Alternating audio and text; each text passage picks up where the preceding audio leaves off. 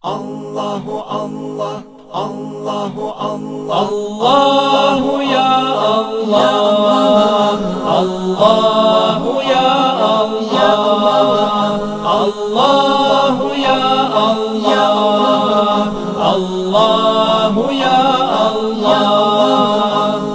Neşhedü biz şahadlık barımızda etebiz, yürekli toktaştırıp dil bulan gertetebiz.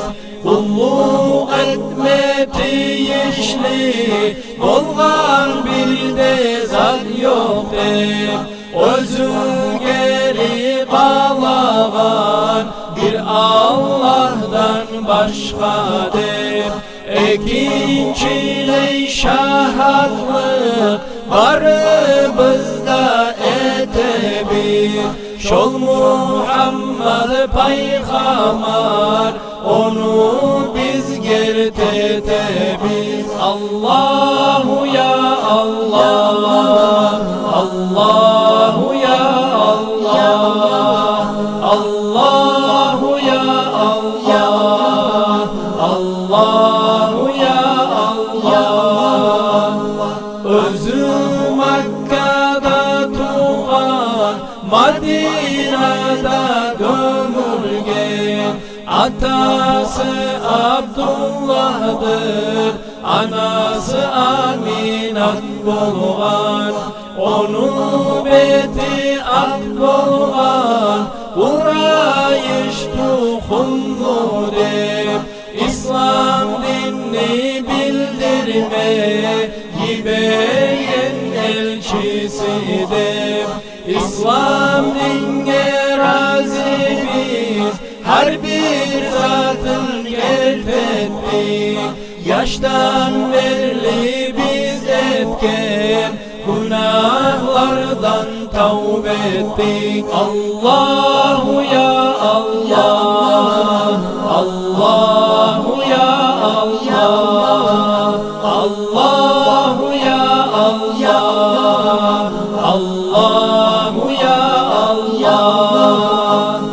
Ağzımız bulan söylep, sallar bulan etkenler, kulaklarımız tınlap, yüreği biz getkenler. Enniden son kast ettik, günah işke gitmezke. Ağzımız bulan söylep, sallar bulan etmezke.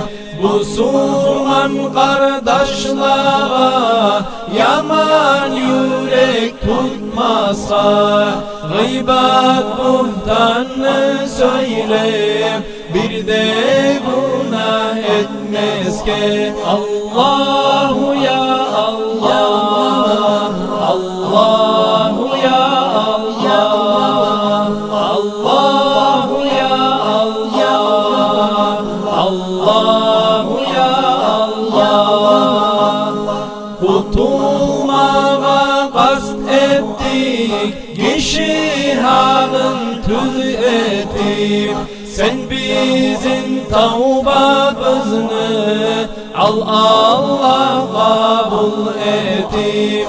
Salat salamlar bolsun Habibke ahl-ü sünnet, ashabaları bulan giccisi ullusuna. Gerti kuyde tavbe etse, artta olur paydası.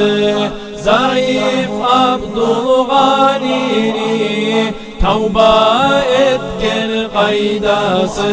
Allahu ya Allah,